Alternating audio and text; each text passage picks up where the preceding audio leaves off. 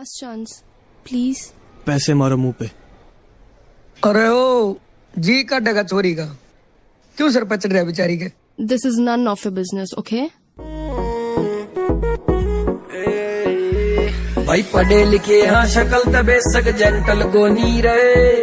पढ़े लिखे हाँ शक्ल तबे सक जेंटल को नी रहे। चलो मान लिया हम देसिया पर मेंटल को नी रहे। मान लिया हम देसिया पर मेंटल को नी रहे। खेत में ताजमहल सी कोठी फोर्ड ट्रैक्टर मुर्रा चोटी और तेरे जिसे कूतरू ने पाली रखा रे।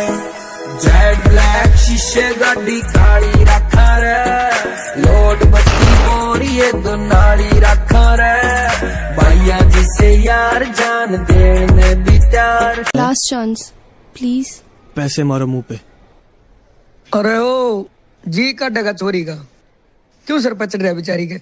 This is none of your business, okay? भाई पढ़े लिखे हाँ शक्ल तबे सक जेंटल को नी।